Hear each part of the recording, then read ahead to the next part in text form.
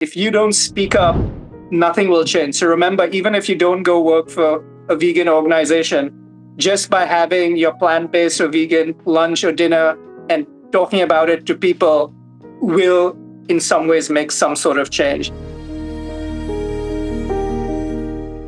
Hey everyone, I'm so excited that this is happening. I am so honored to have three of my good friends and probably some of the most influential people in food transformation and animal advocacy with me today. And I want to cut the intro really short and just get started. But I just want to say how important it is for me that you guys, I think you guys are some of the most compassionate, passionate, and some of the smartest people that I know. And you deserve nothing but the best and most influential positions. And no pressure, but I also think that we owe it to animals to do our best to make sure that you guys get to the best position that you deserve. All right, with that, I'm just gonna get started. Okay, so probably not the first slide that you expected to see. So who do we have here? Edison, Tesla, Richard Feynman, American physicist. Who do we have here? Einstein and Beethoven. Why do I show you this?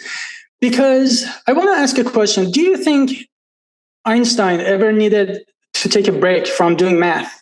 Do you think Beethoven needed a break and vacation from composing music? Obviously, they didn't. They didn't really look at what they were doing as a career, as an 8-to-5 job. It was their passion. It was their calling. And that's why they were really successful. And to a point that Beethoven was almost deaf and he still managed to conduct an orchestra. So really nothing stopped them. And speaking of people who nothing really stopped them, here we have Gandhi and MLK. And I specifically chose these pictures because this one is Gandhi actually being released from prison. And this one is a mugshot of MLK. And the reason I'm showing you this is because, these people stood up for what really mattered, and they even went to jail for it, but they never gave up. And another thing is a lot of times we pursue happiness, but I want to point out the fact that do these people look happy to you? So happiness is not all about, looking happy and being goofing around. It's having a serious mission in life and dedicating your life to it. And as vegans, sometimes we are frustrated, we are overwhelmed, and so were these people, except that they just never stopped. And I think it's common knowledge that Gandhi was a lawyer, right? So if only we had another lawyer on this call who actually ended up going to jail, wink, wink. And when I was looking at Gandhi's background, and another thing that you notice is that during his study in London, where he went to law school, he actually got over his shy nature. So I'm not doing this because I'm not comfortable, is something that no influential leader said ever. Because if they felt that something needed to get done, they went, learned the skills that they needed, and they got it done anyways.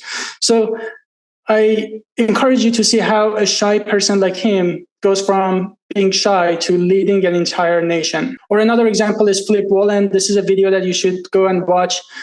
He's the former VP of Citibank, and he's here in this debate with Peter Singer against basically animal farmers.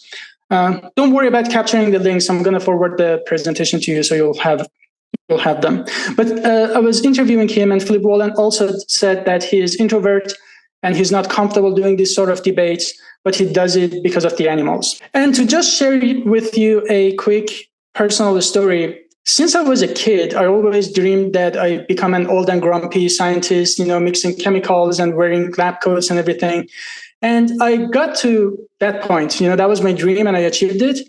Except that despite the fact that I was doing something I was very passionate about, which was doing science and mixing cool chemicals, I wasn't really truly satisfied because I knew that I want to dedicate my life to veganism. So what I'm trying to say is that I was doing something that I really enjoyed doing, but it wasn't fully mission aligned and I wasn't totally satisfied. Today, actually, I do the opposite.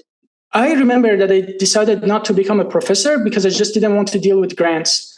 Today, a big part of my time is, dedicated to writing grants and begging for money and reviewing grants and things that I don't really enjoy doing, but I can't be more satisfied because that allows me to do something that I truly care about. All right, so now the alternative protein part. So when we're talking about alternative protein, there are three categories: plant-based, fermentation products, and cultivated meat. So plant-based, I'm not going to waste time. You all know what that's about. Fermentation, it's not the traditional fermentation that we talk about. So it's not alcohol and making beer and stuff like that. And don't drink, by the way. So this is called precision fermentation. Why precision? Because we precisely produce the proteins that we are interested in. I'll give you an example. So in 70s and 80s, we needed 10,000 pounds of pancreas from cows and pigs in order to make 1 pound of insulin. You know, what an atrocity, really. Today, insulin production looks like this. So that's through a technology called recombinant protein production or precision fermentation. How does that work? Every protein has a corresponding piece of DNA. So for insulin, you can find the DNA that produces insulin, and you can take that DNA and put it in bacteria, yeast, or whatever other organism and get them to produce these proteins for you, and then isolate them, and there you go. So that's how you have products such as animal-free dairy, animal-free egg. How does that work?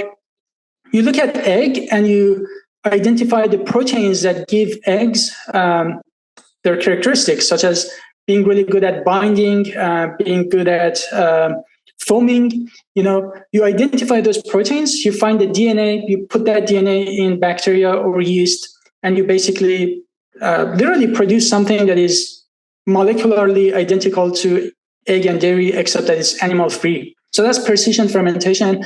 And a lot of people with background in biology, genetics, stuff like that would be a good fit in precision fermentation. Lastly, you have seafood and cultivated meat.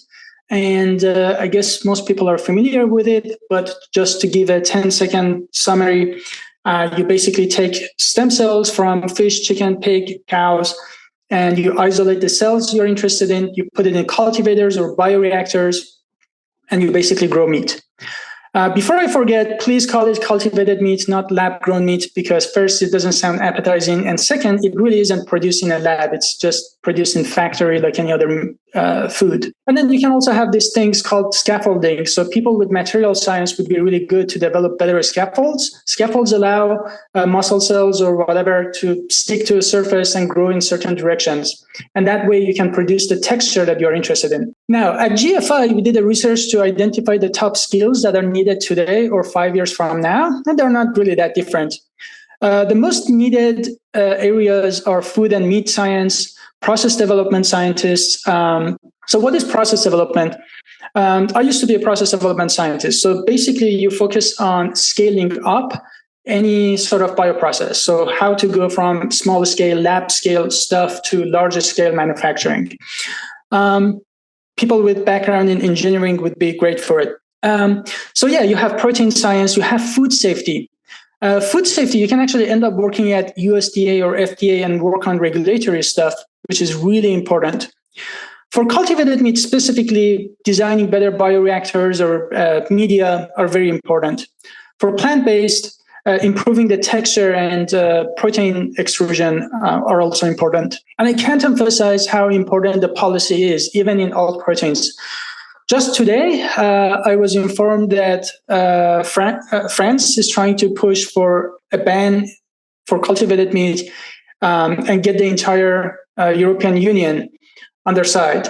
And France is a big part of, it's very powerful in EU. So, you could have all the scientists in the world, but if the, countries are banning it, then there's not much that you can do. It also shows you that we are literally in a war, right? And it really takes the most dedicated and serious people like yourself to combat this. My goal in this alternative protein talk is to just show you that no matter what you do, if you're into alternative proteins, there is room for you. Whether you're STEM major, PR, policy, finance, anything you do. A couple of general notes. Just remember that a bachelor degree is very general. So it's always easy to switch to something else that is more relevant to where you want to be at for your master's degree. Remember that every time that you start a new job, most of it you're just going to learn at the job.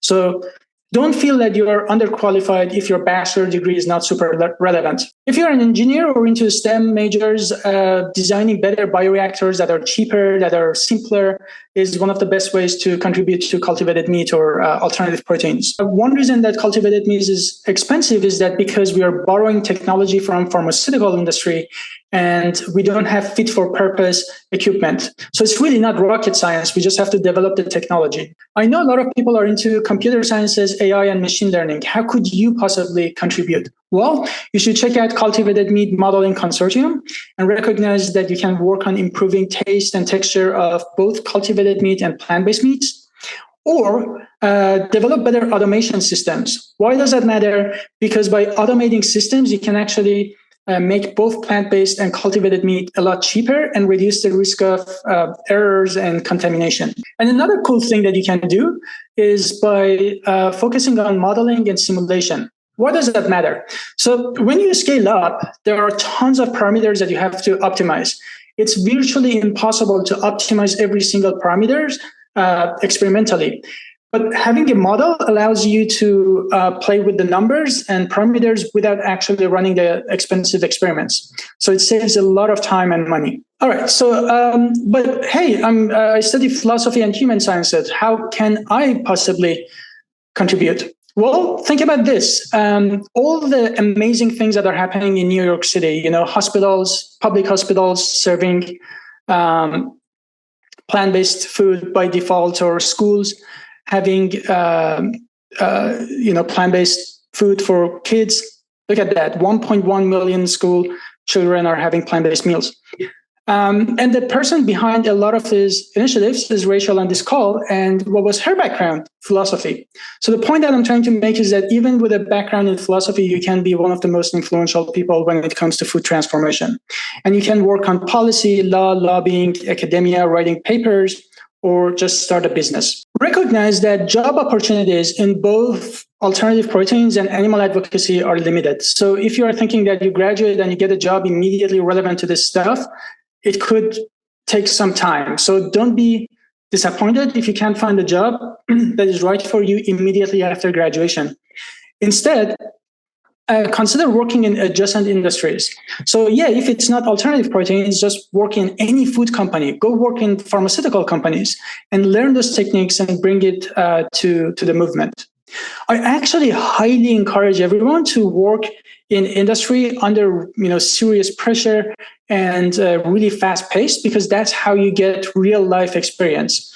And unfortunately, a lot of nonprofits tend to be not really that serious, or you don't really feel that pressure. So it's really important to get that pressure in a company like Apple, Google, or whatever, and learn those skills and bring it back to the movement. And also, I encourage you to think big, get the experience for a couple of years, and then go start doing your own thing. This is not a recommendation that I give to everyone, but it is specifically for you. What do I mean? I think you guys are so much better than focusing on other people's problems. So go learn, get experience, and then figure out what unique thing or niche thing you can contribute to, and then go do that. So let me give you a real example. Mary Gibbons is one of my friends. She actually brought me sort of into cultivated meat many years ago. So she got 8 years of experience working at Good Food Institute, Harvard, Upside, Vow. So these are really giant cultivated meat companies. And then after observing that, getting all those experiences, then she started her own company, Remeat, because she was like, okay, there is a new problem that no one else is focusing on. And she started her own company. And that's a sort of potential that I see in you. When I share with you the presentation, you can go check these resources out. So these are researchers around the world or in the US who are working on alt proteins. You can contact them and possibly work in those labs. And even better, you can check gfi.org/vocation and check these two websites, especially Taylist, and they list a lot of alt protein related jobs there. So if you're interested, but I want to spend the last little bit of this presentation showing you something else. All right. Who is this person who got a bachelor degree in sociology? how could you change the world for all proteins with a bachelor in sociology? Well, he just decided to go to law school. Who is this person? Josh Tetrick. He is by far one of the most influential people in food transformation. Why? Because he started Good Meat, which is the first cultivated meat company ever to sell cultivated meat in Singapore. And he recently got FDA approval in the US too last year. And he founded Just, right? So when I was in graduate school, I really lived off of this stuff. Don't be like me, but he's very influential. Another cool thing about him is that he had precisely zero background in food. And what I really liked about him in this interview is that, he said, I had less than 3,000 in my bank account, and he just had an idea. And he didn't know anything about food. All he knew was that there are 375,000 species of plants, and one of them should work as well as egg, right?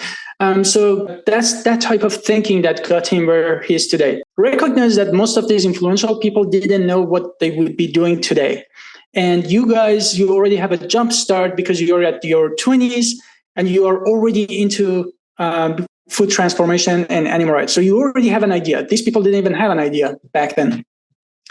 Another person who took a completely different route and went to academia, got a PhD, got an MD, became a professor at Stanford in Howard Hughes Medical Institute. HHMI is one of the most funded, best labs in the world. So he literally just aced it, and then he quit, started Impossible Foods. Who's this person who got a MBA degree from Columbia? Again, no background really in food, started Beyond, right?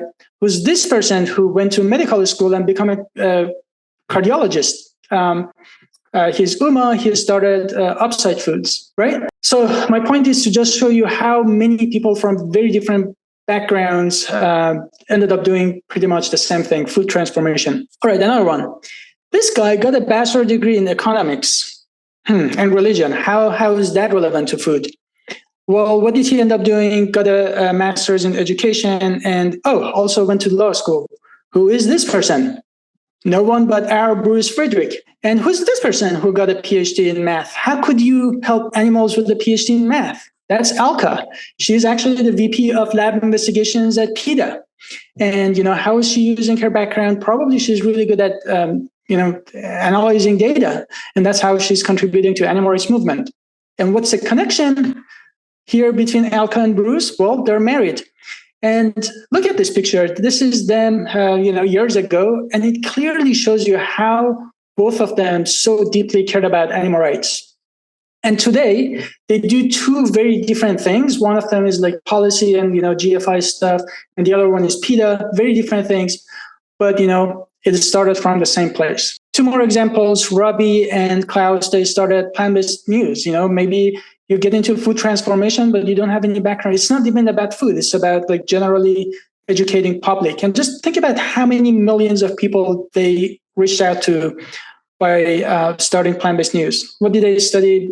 Communication and genetics. One of my favorite people in the world, Keegan Kuhn. Do you know him? No. You may recognize one of his documentaries, Cowspiracy, What the Health, They're Trying to Kill Us. What I love about Keegan is I don't even think that he has formal education at all. He just had passion and compassion, and he was really into just saving animals and the environment. And arguably, he's one of the most influential people when it comes to number of people he has converted to plant-based diet and veganism. And of course, you have Cory Booker. He got a bachelor in political sciences and also went to law school. Very influential person for animals. And especially if you're into computer sciences or careers that make a lot of money, goes without saying that our movement needs money ASAP. And just to show you how ridiculous this is the number of all the animals that are killed. The blue one is just farm animals, which is basically the entire thing. The donations to animal rights movement goes mostly to shelters because people are, emotional, not logical. So goes to cats and dogs. And that little bit is farm animals. And even that, most of it is just corporate outreach. So it's really not making the world vegan. All right. just to wrap it up, remember that your interests can change.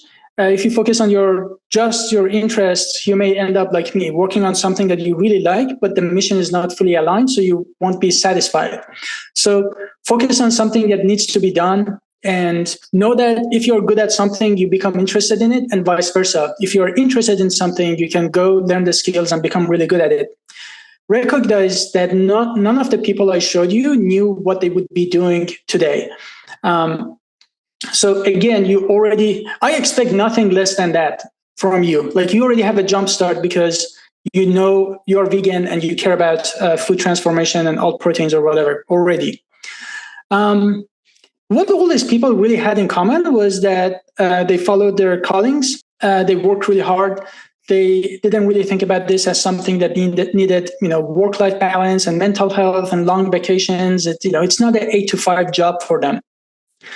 I also want to say that the reason I called this Forget Careers, Pursue Calling is because I was interviewing Philip Wallen, and he told me, he was like, I don't like the word career because it's not really an 8 to 5 job.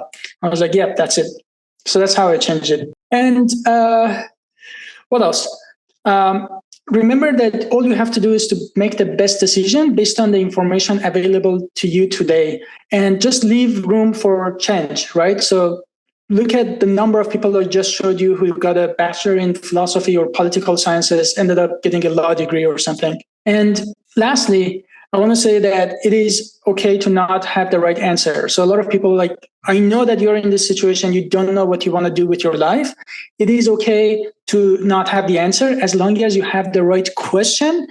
Eventually, you get the right answer. All you have to do is to immerse yourself with the right people, with the right question, and the right answer will come to you. And I just leave you with this. That think about all these amazing people on this panel and everyone else that I just showed you, and know that if they could do it, you can do better. So that's all I have. And I'm going to pass it on to Rachel. Hello, thank you so much for having me. My name is Rachel Atcheson, and I'm currently the Deputy Director of the Mayor's Office of Food Policy in New York City, in New York City government. And so I'm going to briefly describe my career journey, and then I'm going to describe a little bit of what I work on now. So I started out, I went vegetarian and vegan while in high school. And when I transitioned to college, I started volunteering for the Humane League. I gathered a lot of signatures for the cage-free egg campaigns.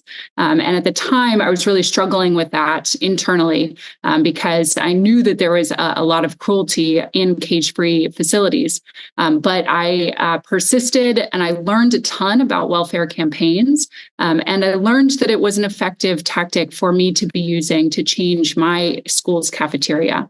And so I gathered signatures for Harvard University to go cage-free, for Boston University to go cage-free. And I was doing that as the Boston University Vegetarian Society president.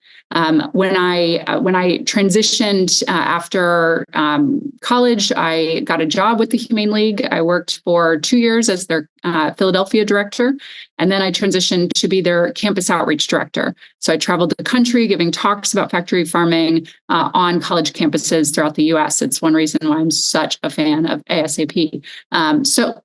I then was looking at sort of what could my next career shift be. And I looked at the mayor's office in New York City, and there was a animal welfare liaison role. It's still the only position of its kind in the country, but it's a position entirely dedicated to giving animals a voice in city government.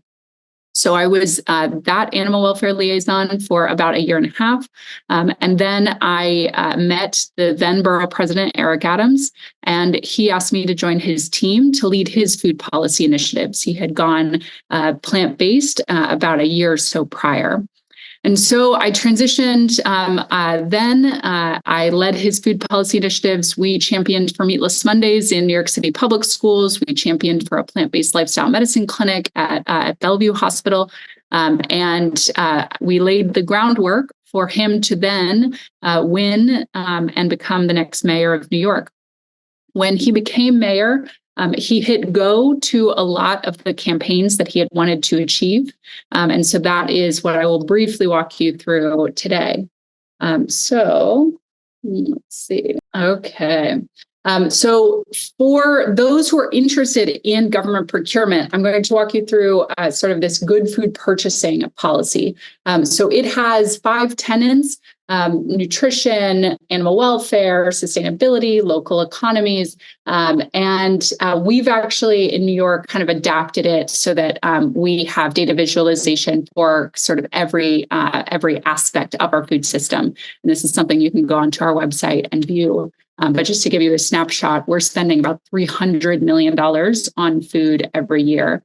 And that is now in concert with the Good Food Purchasing Program. We've got women and minority-owned procurement goals, and this is a much larger presentation, so I'm going to just zoom through it. In our emergency food space, we have just started issuing fruits and vegetables, fresh fruits and vegetables, and it is the first time we're doing so, and I'm extremely proud of that. And in our school food space, we're serving both Meatless Monday meals, though we no longer call it that, and plant-powered Friday meals. And those are plant-based, and we are training the chefs to be in the schools, really making sure that everyone is rowing in that same direction. And it's not just what we're training in schools, but it's also the experience we're giving students in their cafeteria. And we're trying to be as public as possible. So there's even school kitchen dashboards that are a part of it. But it's not just what we're serving in schools, it's also the educational component. And so we know we have to bring the curriculum to our students to make them understand why we're serving more plant-powered options in our school system as well. We're doing taste tests. We are getting on webinars with our principals and telling them why this is important, et cetera, alongside a bunch of different partners. In the chronic disease prevention space, we are expanding lifestyle medicine. So for those who are not aware, we are in essence prescribing folks plant-based diets to fight their heart disease, their type 2 diabetes, their obesity, and we're seeing clinically significant improvements in diet quality, et cetera. We're teaming this up with produce prescription programs, and we are trying to infuse as many resources into the equation as possible. So we're giving cookbooks, we're giving cooking demonstrations, we have a video library, et cetera. And we've teamed up with the American College of Lifestyle Medicine to actually give nutrition training to not just our hospital providers, but hospital providers all throughout New York City. Food standards are one of the bureaucratic levers that I would highly recommend folks kind of dig their teeth into, because now we actually have a new requirement for offering whole or minimally processed plant proteins once a week for lunch and once a week for dinner each week. And that is new under this administration, but will hopefully grow from there, as we all on this call know that we don't have a protein problem, we have a fiber problem. And so we are trying to get that out as much as possible. We're also really making sure folks know that the city's message is to eat a whole lot more plants. And we're doing this alongside some long-time nutrition security programs and some new ones like Groceries to Go. In the food and climate space, we are measuring our food emissions. So we know that dairy and beef and lamb account for the vast amount of carbon emissions. And so we're saying to folks, we're going to be switching from things like beef to beans. We've got a reduction of 33% by 2030. That is our commitment as the city. And how do we know we can get there? Well, we already reduced our carbon emissions by 36% by doing the plant-based default program in our hospitals, where 50% of people are sticking with the plant-based option, 50% are opting for the meat-based option.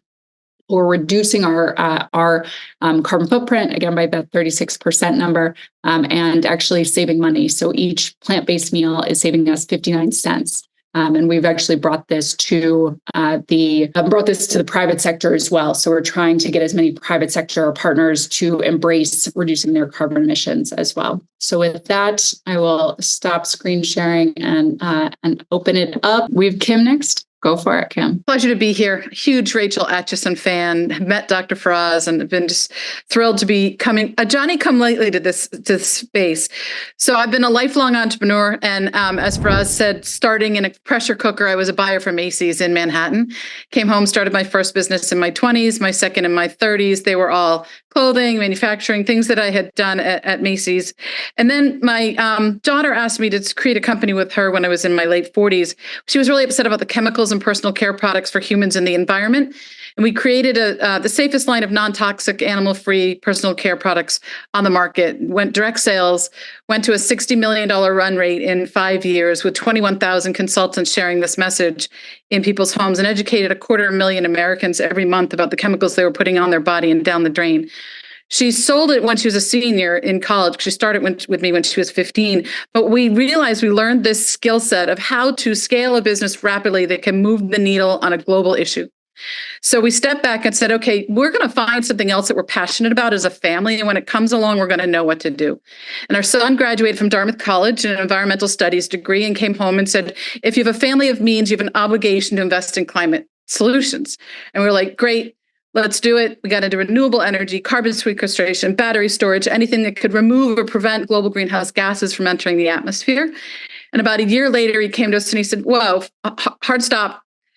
It's going to be a long time before everybody has an EV. It's going to be a long time before this world has enough renewable energies, nor a smart grid that can capture it, store it, move it, remove it, release it thousands of miles away. But if we can move millions of people away from animal agriculture, we can make really big dents and actually hit our Paris Accord climate obligations in the world stage, regardless of who's in Congress and on the White House. So we made a real pivot as a family and moved hard into 10 years ago, plant-based foods, fermented foods, and cultured meats. And we're invested in about 7 cultured meat companies, from fish and beef and chicken, collagen, and have really watched that grow. When we first started investing, it was $300,000 for a meatball, and only 3 companies were publicly even talking about it. Now there's hundreds, and Singapore is like the opposite of the anti-France. They put a stake in the ground and said, we're gonna really take down all the problems of around these businesses surviving and thriving and succeeded. And I think 3 places now: Israel, the Netherlands, and Singapore, and even San Francisco. This product's already being served on a plate. The problem is to get it to scale. Some of the things Dr. Faraz was speaking about. So we'll keep watching that and keep being involved in that. But I remember learning about this for the first time and being pretty pissed off that I didn't know at my age about the detriment to the environment of an animal-based agriculture system. So I started doing movie nights at my house. Every other week, I'd invite 100 to 200 people, 15 to 20 would show up. And over the course of the next 8 months, moved about 300 people from animal to plant-based eating. And they would all say to me, Kim, I can do this at home, but I can't do it when I go out. So I started Plant City. It's the world's largest vegan restaurant in Providence, Rhode Island. It's also the world's first plant-based food hall. It's 16,000 square feet. I have 200 employees. We have a group called Plant Docs, where we actually do blood work, 3.5 weeks of a whole food plant-based diet and blood work. And if you go to the Instagram, Plant City PVD or Plant City Providence, the first pinned page actually shows our impact of, we now have 5 restaurants, the mothership, and then a bunch of drive-throughs and smaller ones. But the impact of serving almost 2 million people in 5 years is 1.2 billion gallons of water saved, 44 million pounds of grain, 33 million square feet of forest, 22 million pounds of carbon, and 1,100,993 animal lives saved. So my goal is to scale that. I'm going to be franchising the smaller ones, and we're actually working on licensing in China, India, Thailand, and Dubai right now with the mothership, the larger concept. But I also want to double back and say that this platform of being an impact investor, as well as a restaurant owner, a successful restaurant owner, has allowed me to go into local universities. And I spoke to about 3,000 students last year from Boston, Providence. I'm headed down in the spring to Yale, which I'm very excited about. And I give my phone number out every single time. And some students that, not unlike you, have not been exposed to this actually call me and say, oh my gosh, I went and watched that movie you told me about. I want to learn more. And I invite them all to come to Plant City, sit down and talk with me, Zoom with me, have a meal, bring the bus of the students. It's on me, because we use food as a message delivery system. So for me, I came to it for health and environment. But now it's animal rights and social justice that it's a hard stop, no, never again. And so we're very careful that if we bring somebody in on a Forks Over Knives movie, we actually go double back and make sure we talk about the full importance of the whole system of why somebody would want to be plant-based. And then the last thing I'll say is I just started another initiative, because I have a lot of people that come to the restaurant and tell me that they came there because they watched The Game Changers, or they watched What the Health, or they watched Cowspiracy, which for me, it was Forks Over Knives and Cowspiracy 10 years ago. And so I started something called Global Movie Nights. And I hope you'll all consider helping me with this. I'm asking people around the globe that care about this to actually invite 10 to 15 people to their dorm room, their library, or their home, and share a movie the first Monday of every month. Because if I can build that by this summer or this time next year, and 1 million people are inviting 10 people into their living room, and 10 million people are seeing these movies the first Monday of every month, I believe we can build the basis by explaining the why for the CPG marketplace, the people that will go into this space, as well as moving the needle on what we need to for animal rights, social justice, preventing the next pandemic, healthcare costs, environment, and climate.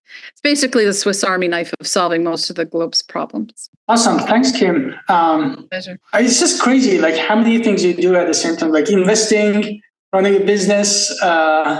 The Energizer Bunny of the movement, for sure. It's wonderful. Yeah. Yeah. And guys, I never thought I'd be in the restaurant business with food. To what Dr. Faraz is saying, you never know which direction you're going to be going, but if you just keep honing that skill set. I'm not a doctor, I'm not a lawyer. I have a lot of passion and an ability to put something into a message that can move people to action. That's all. And I'm 62 this year, so you can do a lot of different things and go in a lot of different directions along your path. Let your passion guide you. Thank you so much, Kim. That was amazing. Wayne, back to you. Yeah, so it's kind of interesting that I've been here for a lot of reasons, but probably the most important reason is I was very recently in a jail cell. And you might be wondering, why the heck did Faraz invite this guy who was in a jail cell to talk about his career? Because that doesn't sound like a very appetizing destination. And I hope by the end of my hopefully brief comments, you'll understand why he did invite. So I'm going to try and just share 3 lessons that I think I learned the hard way over the long term about finding a calling and not just a profession. The first is try everything, because exposure to new ideas and people is crucial. The second is focus on your peers even more than the powerful. Having a network of people who are lateral to you is in many ways much more important than all the influential professors and celebrities and government officials that most of us are chasing after.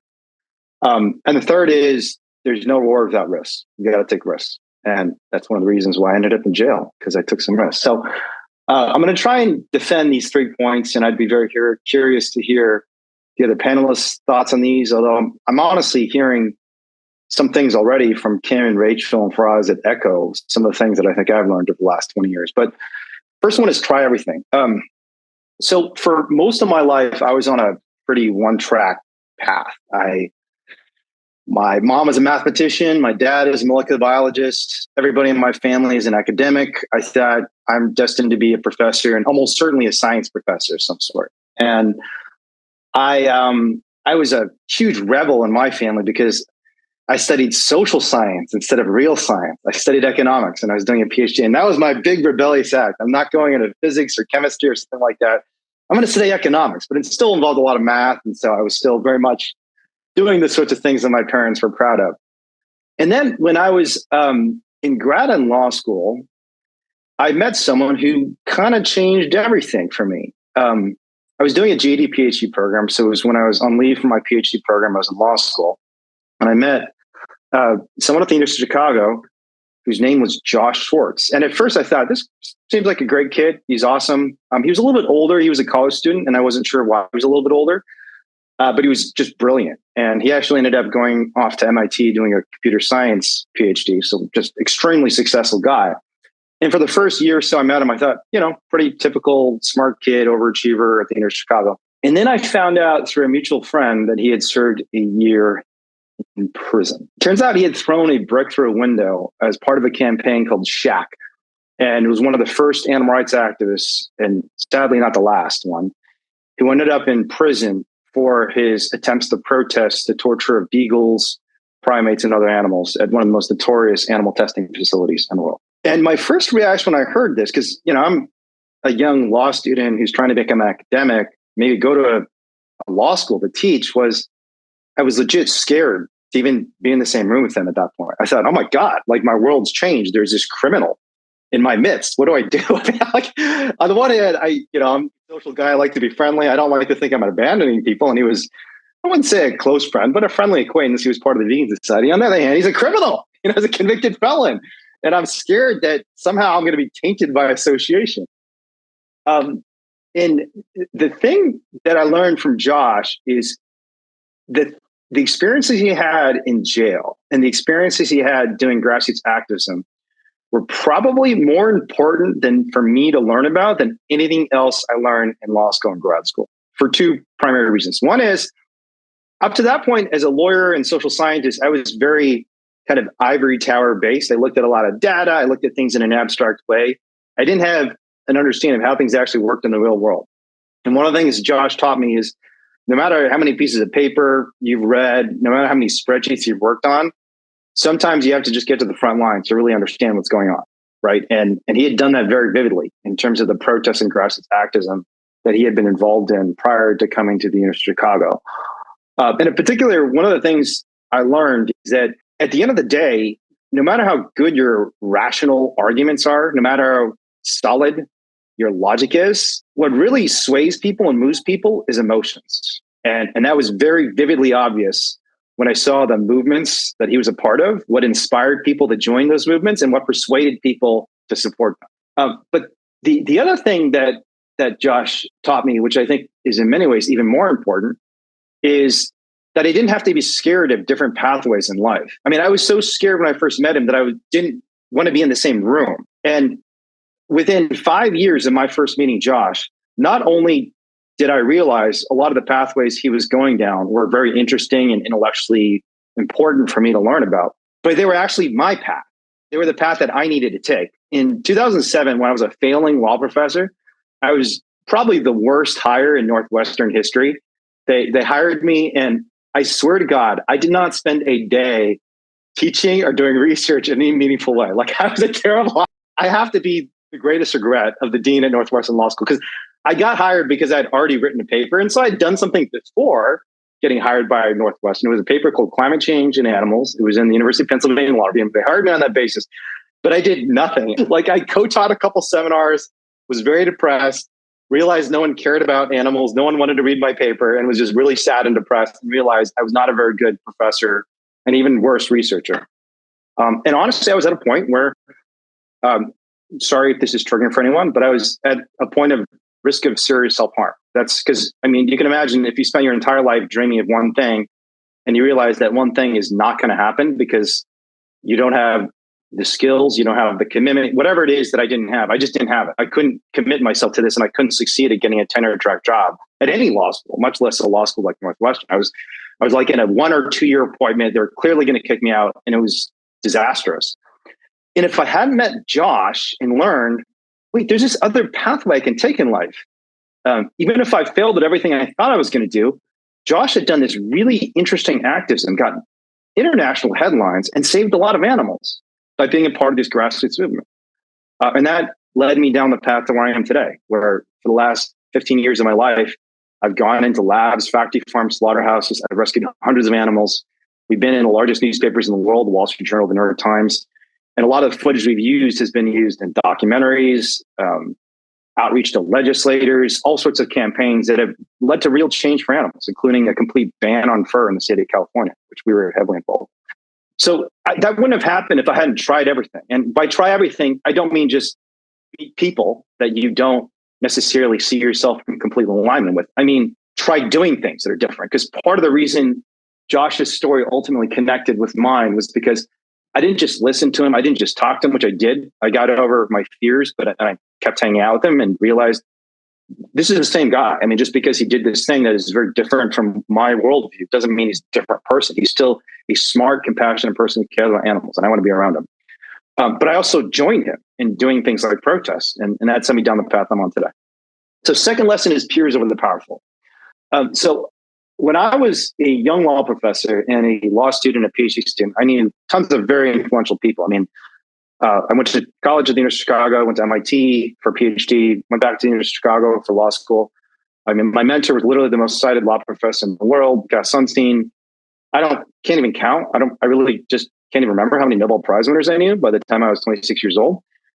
And it turns out all those relationships were pretty insignificant relative to the relationships that really matter. And there's evidence to back this up, because from roughly 2001, 2000, when I started meeting, I think I met my first Nobel Prize winner in 1999, to 2007, when I dropped out of the academy. I didn't do much good for animals. Probably the most important thing I did was write that paper in the University of Pennsylvania Law Review. I think to this day, it was published in 2007. I think I last looked maybe a couple of years ago. I think like maybe a few hundred people have downloaded it. And probably 50 of those downloads are just me. So that was the most impressive thing for animals that I'd done. I downloaded my own paper 50 times after 10 years. And you might think, well, you know, these influential people, you wrote in this paper publication that's pretty important. Why couldn't you make an impact? And I think the reason is, especially when you're solving hard problems, and there's a lot of good research behind this, your peer group often matters more than the people senior to you in achieving change. And there's even a really good book that talks about this by a sociologist at the University of Pennsylvania. His name is Damon Centola.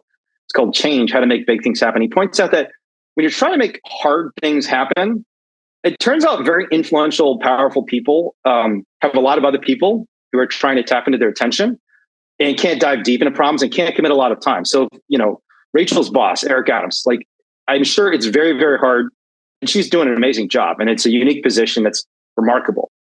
But I can guarantee you that other than Rachel, the vast majority of the rest of us trying to reach Eric Adams, we're not going to have a lot of luck, because he's got a billion other people as the mayor of New York City who's reaching out to him.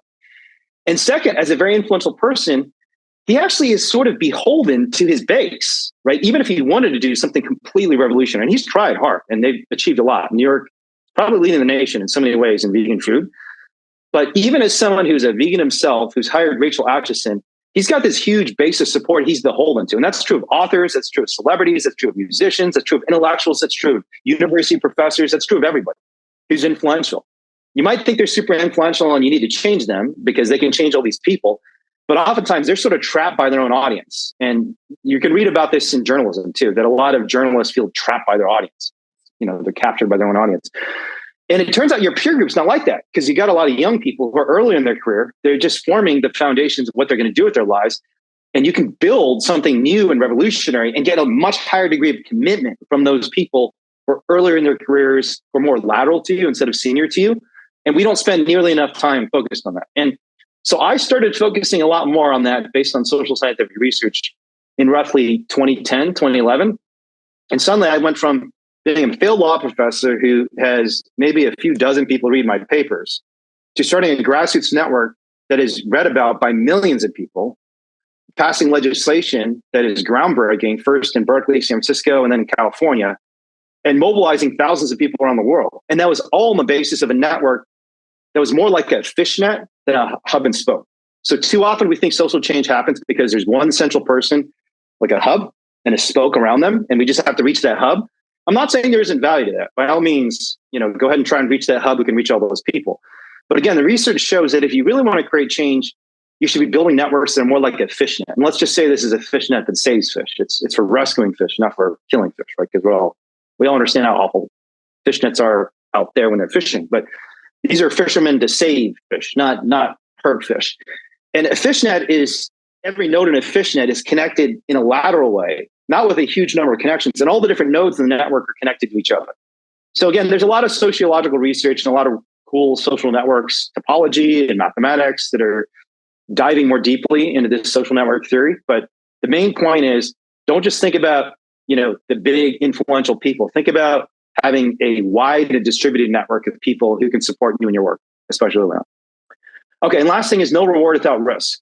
And this is just one of the ironclad rules of social movements, and really not even social movements. I think it's true of just most change. I mean, whether you're an innovator who's trying to make electric cars, whether you're an academic trying to build a new theory, I mean, even Paul Krugman at the New York Times, who's now a Nobel Prize winner, everyone loves him and says, "Oh, you're such a genius."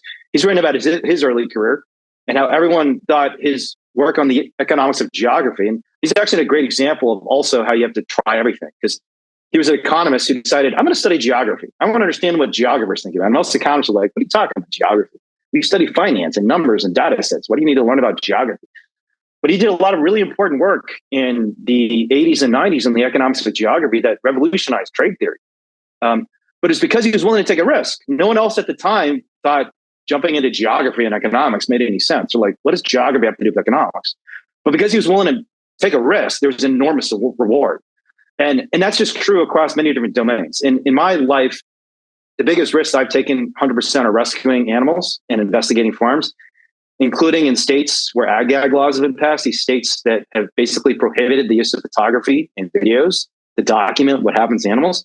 And while virtually every animal rights group in the world left these states, we decided to do the opposite. We targeted the very states, Iowa, North Carolina, Utah, where it was riskiest to do this work. And that wasn't just because it was being done, partly because of the risks, but partly because the narrative of risk taking and the momentum and energy you get from risk taking are part of what propel you forward. The New York Times is interested in our Smithville Oak expose in Utah, partly because they knew we took a big risk. And if you're trying to create credibility and sway the people around you to be inspired or even just interested in what you're doing, you got to put some skin in the game. So if there's no risks, there's no reward. So ask yourself, am I taking risks? I'm not saying take any risks. There's no need to dive into sharp infested waters and, with no protection or cage. There's no need to drive a car at 140 miles an hour just for the hell of it and taking more risks. But strategic and thoughtful risks are important for everyone to take. And especially in a world where everyone is so focused on safety, I think it's become even more important for people to learn to tolerate risk, or you will never achieve any rewards. That's all I got to say. Amazing. Thanks, Wayne. I mean, you talked about taking a risk, and I think whoever has seen my presentation, I always start my presentation by asking people to push themselves out of their comfort zone, because that's how you can actually get things done. Well, thank you all. That was amazing. So for the next maybe 20 minutes, we can spend time for Q&A. So just open it up to students. Yeah, so let's move on to the Q&A part of things. If you have a question, just raise your hand. You can do that virtually by clicking the little icon that looks like a raised hand. Or you can type your question in the chat, and then based on the questions we've already received, folks in the queue will pick questions. And as y'all are doing that, just one last thing to ponder on is that most of us will spend, I would say, at least 50%, if not more, doing what we call work. And if your work is something that you hate or you dislike, what you're in effect doing is hating life, because life is work. So you can say that, yes, I'm choosing to do this because I have to do that, and that might be fine. You might have student loans to pay. I did too. You might have other commitments and other resources. But just know that if you're doing something because everyone else is doing it, or because it's the track you're on, like I'll give you my example. In business school, pretty much everyone, a third of the class goes into consulting, a third of the class goes into investment banking, and a third of the class goes into industry, right? And then you have these very smart, high IQ people thinking how unique and creative they are because they're trying to distinguish between McKinsey and Morgan Stanley. So you're still going with the flow. All I want to point out is that if you're doing something that you dislike or that you know is against your values, you will subconsciously be harming yourself. So just whatever it is you have to do it with full awareness, full consciousness. And the last thing I'll leave you with is be aware of the sunk cost fallacy. So just because you spend 5 years doing something doesn't mean you should be spending another 35 years doing that. Remember, you can always stop and restart. There's nothing that says because I've spent 10 years in a certain field, I have to do this until I retire. and I keep saying the last thing, so this is really the last thing, is that when you study people who are really successful, who have made change, everyone from Einstein to MLK to Gandhi to your favorite tech entrepreneur, none of them really retire. They're working all the time. And this is something that they do tirelessly and right up till the end. And the reason why they're able to do that is not because they're superhuman. It's because they've got clarity on something that is really important to them. And they know that if they don't do this, no one else will. And that's what drives them. Okay, so let's look at the questions we've got and the hands we've got raised up. Okay, so let's start with a question from Ryan. Thanks, you guys. Everybody hear me okay? We can. Sweet. Yeah, this is a question for Rachel specifically. In Eric Adams, among Eric Adams' staff, what % work on food system stuff specifically? And out of that, which ones are working on promoting more of a plant-based food system? I'm sort of just like wondering how much of the time, resources, effort of that administration goes into that. Absolutely. So I'll start by saying that there are very few jobs in food policy. And I would love for the folks who are thinking about their career moves on this call to really think about potentially interning on either Capitol Hill. And there's a couple people I would introduce you to if that's of interest, or in your local city hall. So just for context, City Hall in New York has, or the city government in New York has 300,000 employees. Within that, about 1,000 of those employees work directly for the mayor's office. Within that, about 10 people are in the mayor's office of food policy. Previously, that had been an office of 2. This mayor has put his money where his mouth is and has elevated that to 10. And so I say that to say that, we have 10 folks. All of them are working in some way towards a more plant-forward future. So each of those roles incorporate, we've got some folks working specifically on we've got a plant-based culinary program coming to Rikers. We've got some folks working on food education in New York City public schools. So everyone kind of touches our plant-forward approach.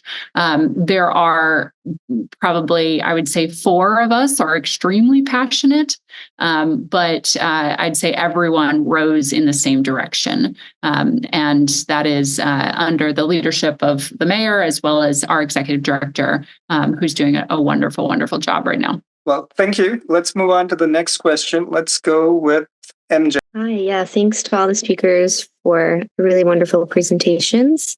My question is specifically for Wayne. I am about to take the bar and I'm looking for my first job out of law school. I'm curious if you have any tips for finding jobs that align with my values, but also will accept somebody with virtually little, like no experience lawyering. Yeah. Yeah, it's a tough one. And I think this is not just true of law, but other fields, but public interest positions in various professions, whether it's law, business, medicine, where you're doing something for a cause and not just for some corporation that's making a ton of money. They're actually some of the most competitive positions in the world. So like if you want to work for ALDF, the primary animal law organization in the nation, those positions are ridiculously competitive. I get so many applications. I mean, I'm hanging out with the former director of litigation at ALDF tomorrow night, and Carter Dillard, and he's told me about just the avalanche of resumes. I would say the way both to stand out and to find your path in this context is to be gritty. You'd be surprised in the avalanche of resumes that people send to an organization like ALDF, or even us. I mean, we're much smaller, but we do some litigation, and we get lots of people asking and sending resumes saying, "Hey, can I do a fellowship and do some criminal defense litigation?" You get tons of people who do like a or medium dive into what they're interested in.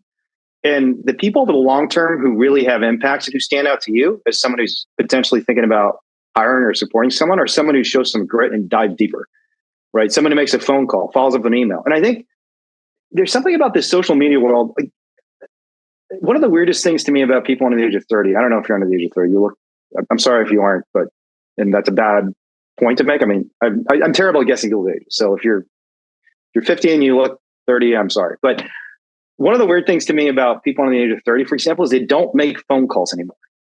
They just don't. And phone calls actually, in my experience, they do make a difference because they make you stand out from everyone else. And this is like a very small example of a broader set of activity I think you should engage in. And this isn't just good for making you stand out, showing that you're gritty, that you're willing to like take things to the next level to get something done. But it's also good for you.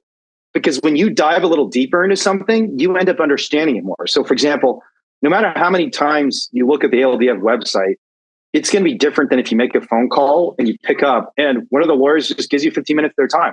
You'll hear a lot more and you'll have a relationship that you can follow up with in the future and say like, oh, remember, I like talked to this guy, Chris Barry, who just randomly picked up the phone when I called the ALDF. And so honestly, I don't have any substantive advice because I think there's so many different areas of litigation, of business, of politics that you can have a big impact in. And I think one of the things the Animal Rights Movement needs to do is to support people in all these walks of life. Just high motivation, high ability people should be supported in whatever they want to do. And that's true within the area of law.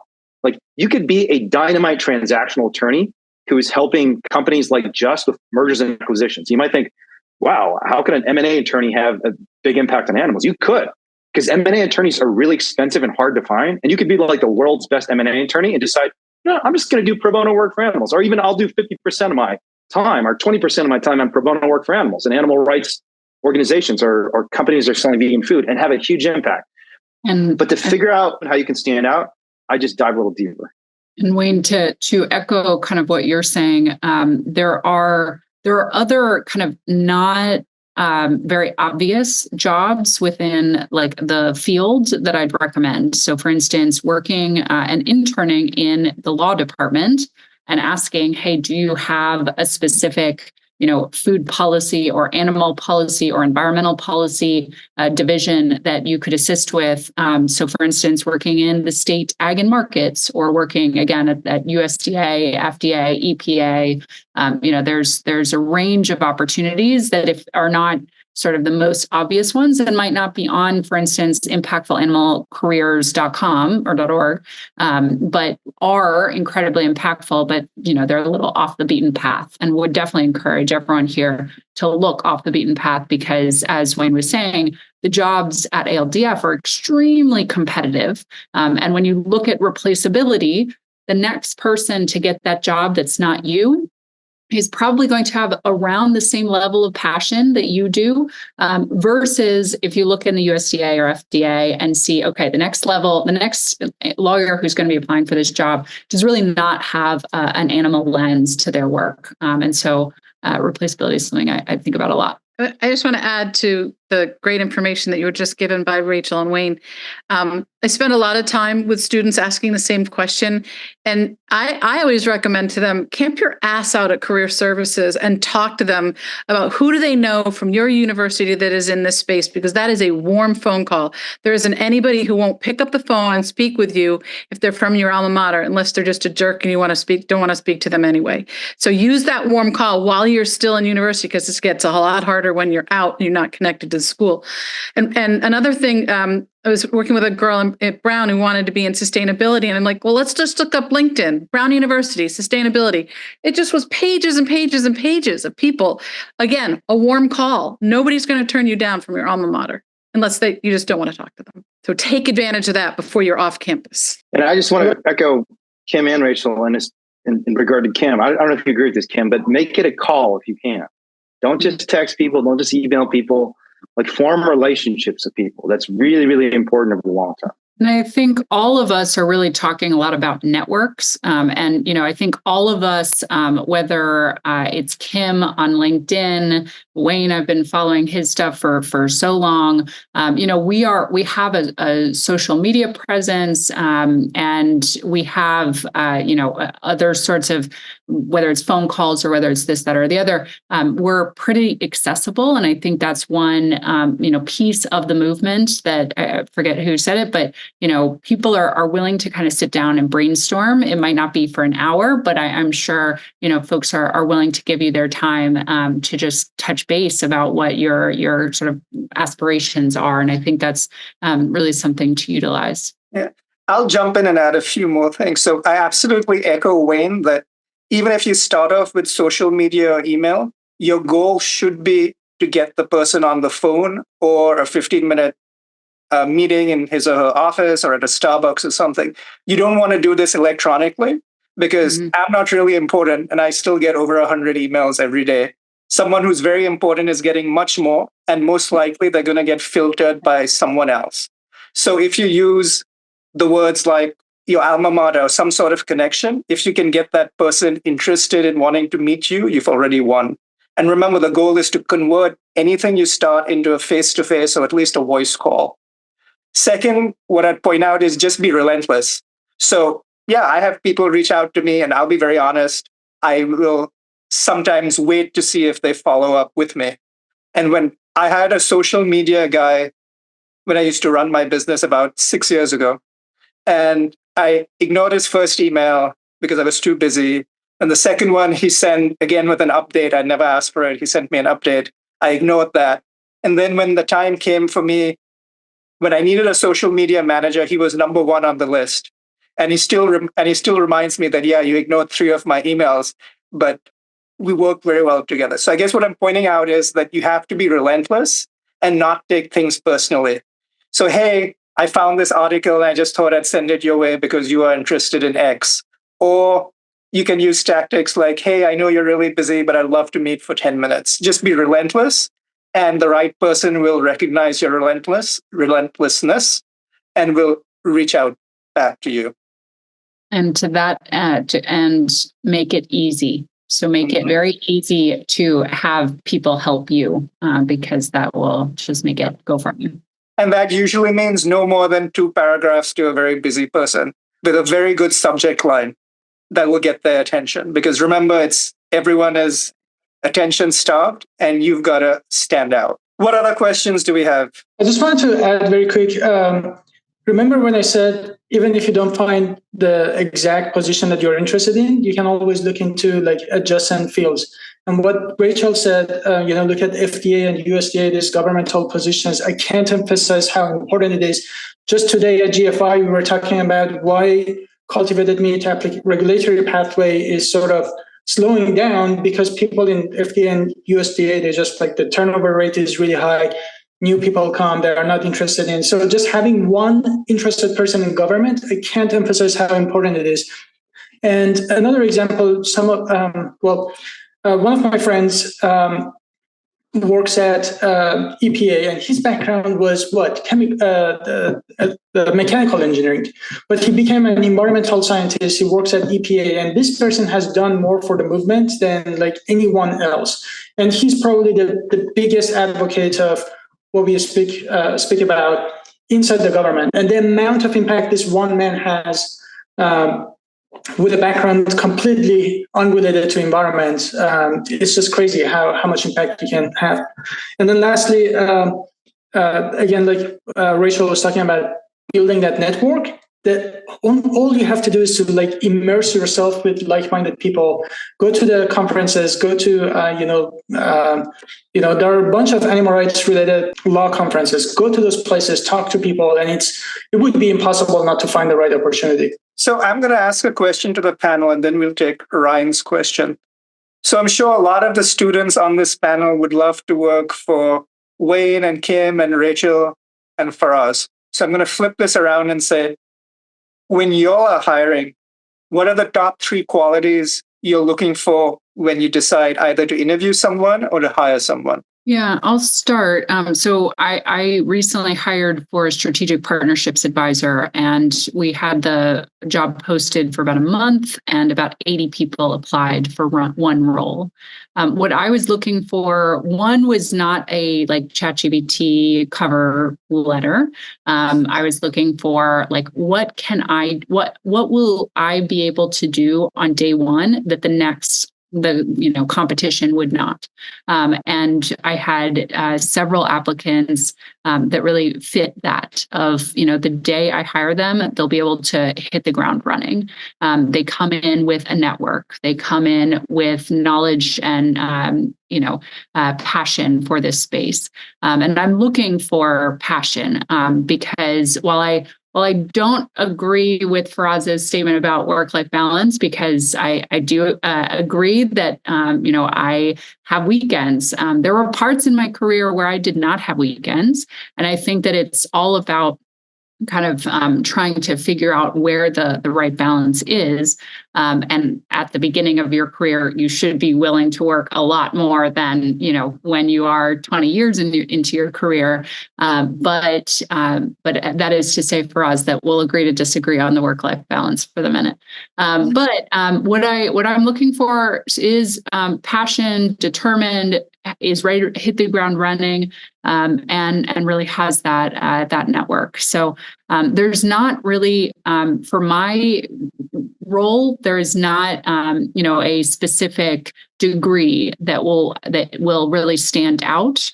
It's really what you've chosen to do with that degree, because you can get a lot in various different academic programs, but if you're not bringing that to the outside, you're not kind of giving it your all. So I'll pass it over to Kim. Thoughts? Yeah, very similar, even though we're in totally different fields. I'm looking for somebody with passion. I'm looking for somebody with a track record of success. References are really important for me. I don't really want to see a resume. I want to see what the last person that you worked for said about your skill set, your passion, your drive, your really ability to work with a team and lead a team. And that grit factor that Wayne was talking about, right, is to take risk and to be entrepreneurial in your thinking and quick on your feet but the top one for me is radical kindness. How do I be differentiated in my business? And everybody hates going to a counter in a fast food restaurant because nobody treats you well. So we have this philosophy of radical kindness. And my father used to live by this, was you have to make the person that you're with, make them happier for having spent time with them.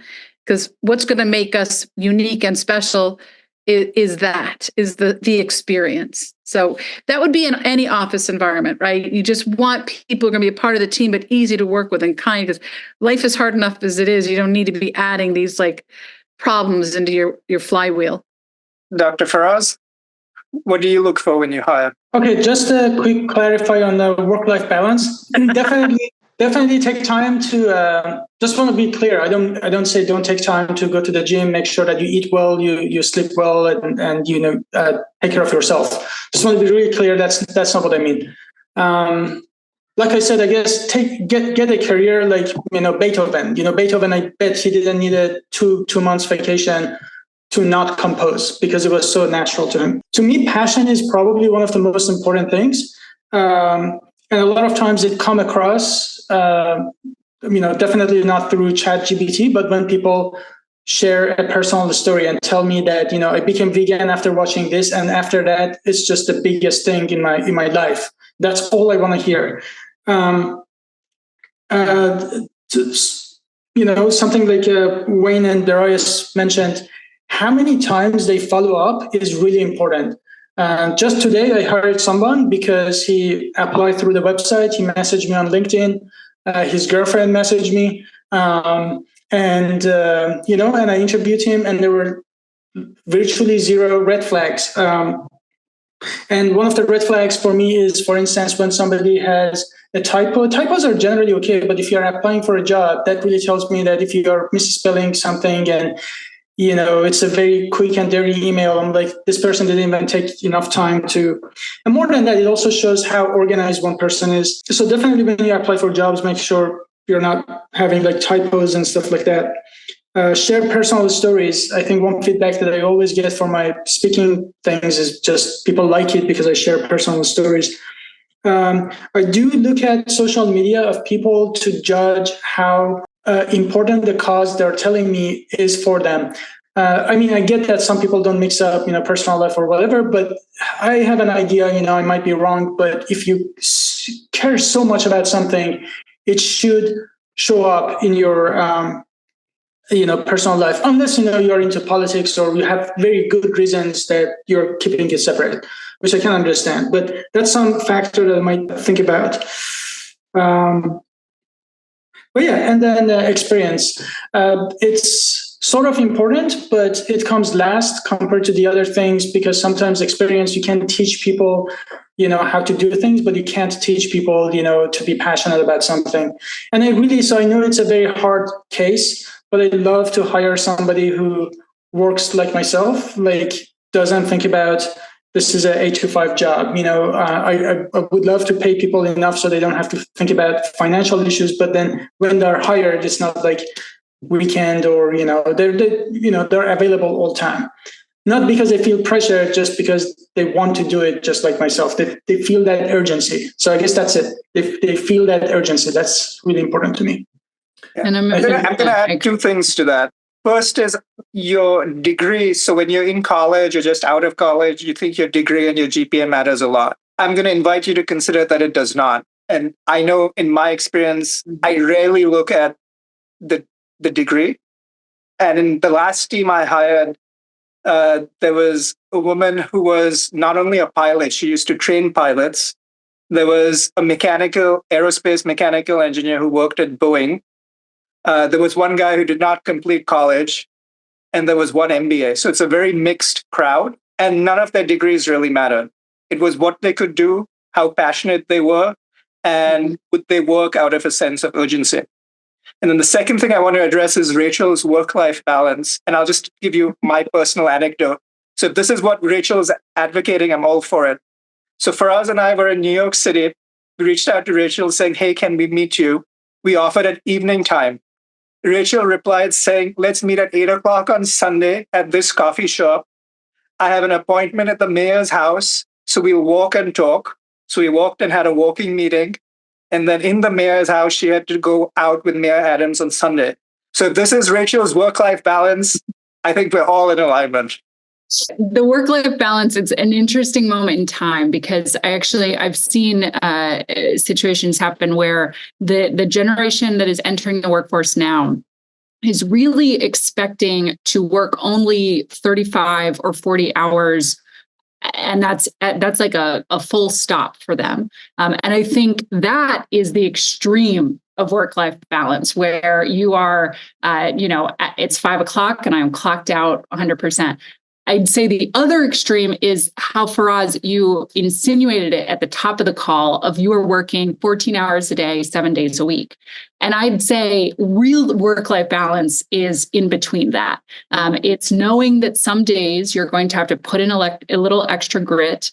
It's knowing that, that extra work will have wonderful ramifications for your career. But it's also knowing that sleep is wonderfully important. You've got to exercise. You've got to make time for friendships, all of that as well. So I think there's an equilibrium there. And I'm definitely not the 35 hours only a week type person, because I think you're really hindering yourself. And that is actually something I really look for in hiring. I look for people who are willing to put in a few hours here and there over because the job is demanding. And yeah. Anyway, I know Ryan's been waiting a while. Yeah. Okay, let's go to Ryan. Thanks. Yeah, that was super interesting. I'm only 19. I've got decades more along in this movement. And so far, I've been helping run the animal rights groups, including ASAP at University of Wisconsin-Madison, some of the alternative protein stuff as well. And I've noticed that the success of how all these clubs are doing really comes down to the people that I'm working with. It's just people management and leadership. How have all of you guys, and this is up to anyone, to answer this question, how do you guys manage your teams? How do you get the most out of the people you work with? How do you inspire leadership and to go that extra mile all the time? I will start. I really push to have all of my employees find passion projects that they want to do. And so, I really give a baseline of here's 60% of what your work is going to be. And here are the deliverables, here are the KPIs, key performance indicators, here are sort of everything that I'll measure you for success for. But 40% of your time, I want you to go and be passionate and develop something that is unique to your skill set. And I hired them for the 60%, so they know that that's coming. That's very. It was in a conversation up front with them. But I think really letting them drive a portion of their work is very powerful to getting to unlocking true passion. Kim? Yeah, great question, Ryan.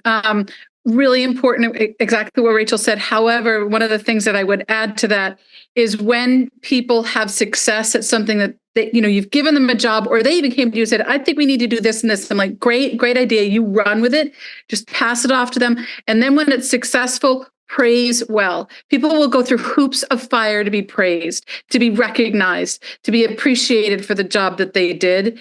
I think that's incredibly important and critical to building a solid team that feels like they're appreciated. You won't maintain a team. I have 300 employees, 200 at Plant City, 300 company wide. And I just love to catch people doing things right. And I'll just stop and be like, that was really awesome. The way you spoke to that customer, or the way that event was handled. Amazing job.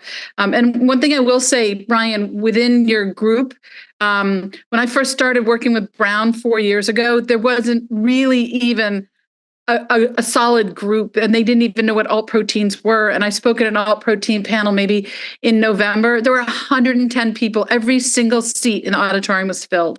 So it's from the effort of a group of students that just has Dr. Faraz coming in. I mean, Dr. Faraz, Julia, is that girl amazing or what? Right? And it's the unbelievable ability to rally people around them, to create events, and then to get everybody bringing their friends and I think they had I gave them food for an event at the beginning of school year where people were going around, freshmen were going around to look at what clubs they wanted to be in. I think they have 350 people in the alt protein. So, it's the work and the leadership too. You don't have to wait till you get a job. You can be using that skill set right now in university. And honestly, if somebody came to me and said, I built an organization from 1 to 2 people to 50 people at my university, that says something to me. And just to build on what Kim's saying about really acknowledging, I have been there not just the last time I was at Plant City, but literally every time I'm at Plant City. And every time Kim is stopping people and saying, thank you for a job well done with X project, with Y project. I mean, it's truly phenomenal. I will add one thing to that, which is that if you've hired rightly, the person you are working with will want to own their own projects. So let them do it. You've hired them. If you've hired rightly, they'll be the right person for that. What I will say is that there will be times when you've hired wrongly. And especially if you have a high performing team, you've got to let go very quickly, because otherwise the message you're going to send is that low performance is fine, and you'll drag everyone down to the low performers level. So I'm not saying you have to be cruel about it, but you have to be very honest, because remember, there are other people on the team and there's a larger movement at stake. And sometimes things don't work out. And I remember one of my business school professors saying that the worst mistake y'all will make, even after I tell you about it, is that you've got to let people go quickly. Yeah, somebody with a bad attitude, and even if they came in with a good one, and even if they have the good skill set, but somehow they're not working within the team, that could become a cancer. Agree 1,000%.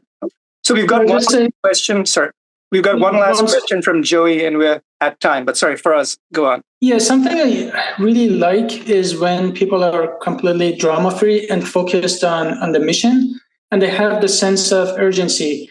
And I can when I look at the participants in this call, I can name so many of you, including yourself, Ryan. You do so much. And at the end of the day, it's just because you sense the urgency and nothing really gets in your way. I have people who are extremely busy, but they still find time to do animal rights activism because they care. I have people from Ohio State University. I can see a couple of them. And something that I really admired, and I try to compliment them on that a lot, was putting up posters is it sucks. No, it's not the most exciting thing to do, but they put up so many posters, like 500 of them throughout the campus. Just like people couldn't not come across veganism, and it worked. It worked automatically. People at Columbia, they started a panel just by themselves. So they took initiatives, and when you look at why these people have these traits, why do they work so hard? Come up with their ideas, go above and beyond.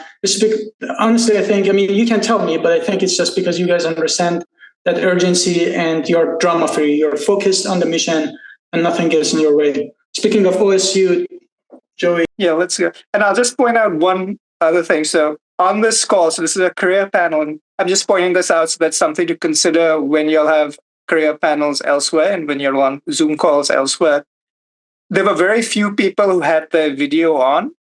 And when you're on a call, the message that you send out when you have video on is here and present and interested.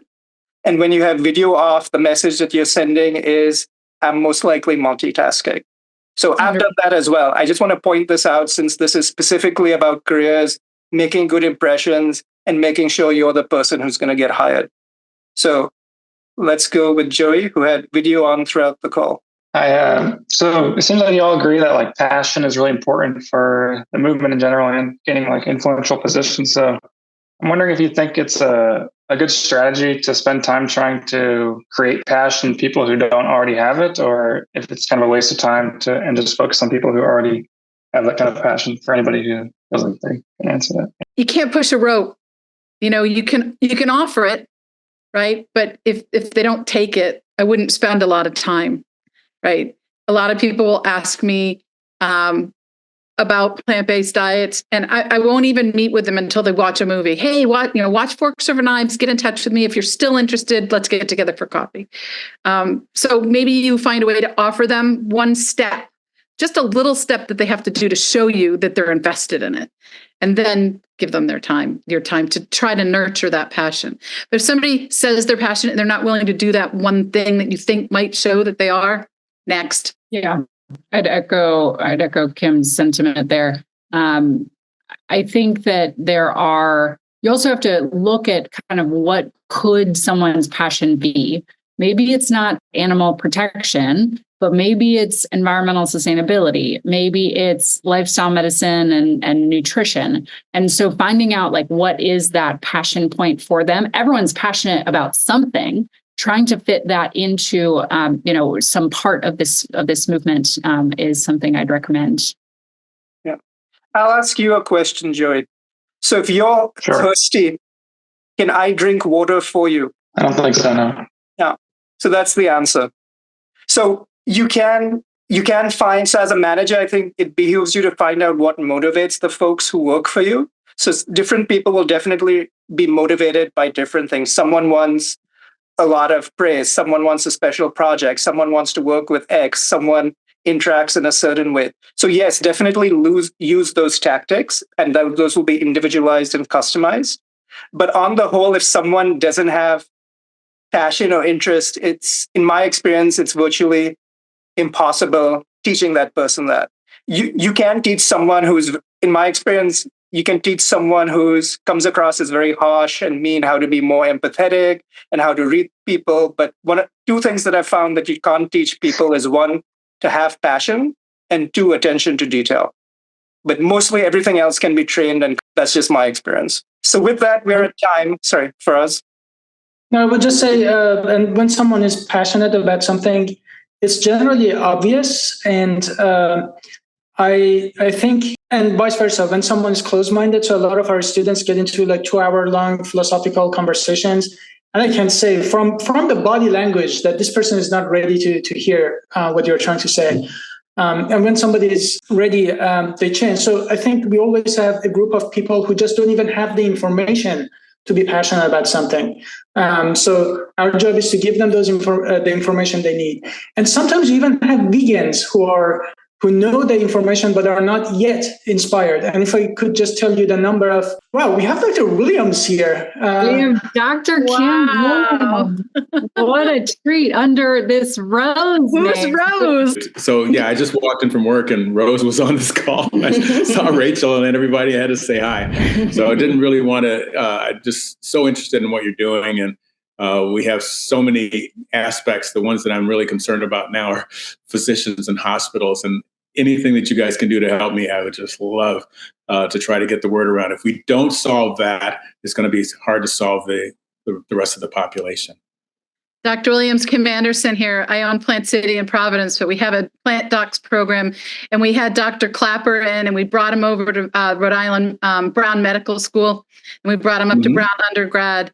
We brought him to Roger Williams Business School. If somebody comes to visit like that, we're gonna really get the mileage on them in 48 hours. But just so grateful for everything that you're doing. If you ever get into the Boston Providence area, would love to give you an audience like that as well.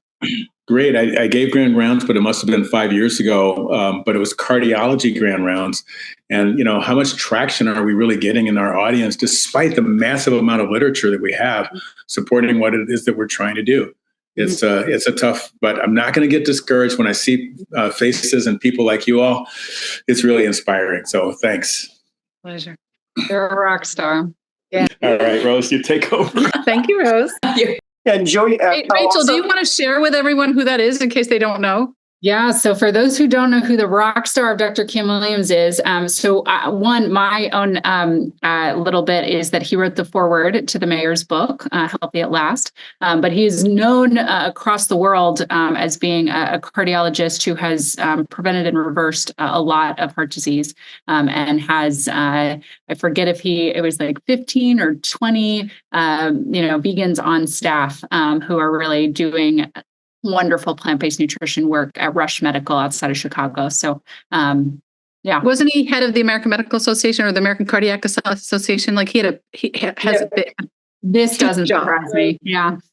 Previous president of American College of Cardiology. And something that I really admire about him is, so this is a type of person that you should become, right? So you can become a doctor and just treat a bunch of patients, which is good. But on top of that, what he's doing is basically this man goes to the White House and he's like in committees that determine the dietary guidelines. Just imagine the impact that this man has. So that's the sort of positions that I really want you guys to find eventually. And also know that when you're trying to get to be a commentator for the USDA dietary guidelines, it requires someone on the back of the house to hit refresh about 500 times in order to actually get through. So there are paths for everyone across the board. So it looks like we're right at time. Any last questions before we wrap? We actually over time, but if there's any last question. I put it in the chat, but I would love anybody who wants to reach out to me as a speaker for your group or whatever. We can Zoom in. Kim Anderson, my phone number is 401-580-1916. Happy to share some of the things that we're doing, some of the programs we're doing, some of the things that have had traction, and help you in any way I can. I'm here to serve. Wonderful. So thank you folks for joining, especially to our panelists for taking time out this evening, to all the students who joined. And what I'd leave you with is just remember that if you don't speak up, nothing will change. So remember, even if you don't go work for a vegan organization, just by having your plant-based or vegan lunch or dinner and talking about it to people will in some ways make some sort of change. If you don't go and work for a completely vegan or plant-based organization, please support the ones like Allied Scholars and Dr. Williams and the mayor's office and all these organizations that are helping others go vegan as well. And just remember that at the end of the day, it's your life and you've got to be very honest about the impact you're having. And if ever you feel that there's more you can do, just know that you absolutely can. So with that, all the best and thanks for joining.